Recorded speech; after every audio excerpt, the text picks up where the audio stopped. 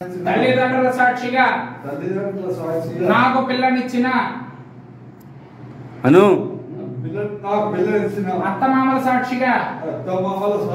నేను పెళ్లి చేసుకున్న నేను చెప్పండి నేను పెళ్లి చేసుకున్న నా భార్య సాక్షిగా నేను జన్మనిచ్చిన నా పిల్లల సాక్షిగా రాజపూడి గ్రామంలో వెలిసి ఉన్న పరమేశ్వరుని సాక్షిగా ప్రమాణం చేస్తున్నాను ఇందు ఎవరి బలవంతం లేదు ఉందా మనస్ఫూర్తి ఇష్టమా కాదా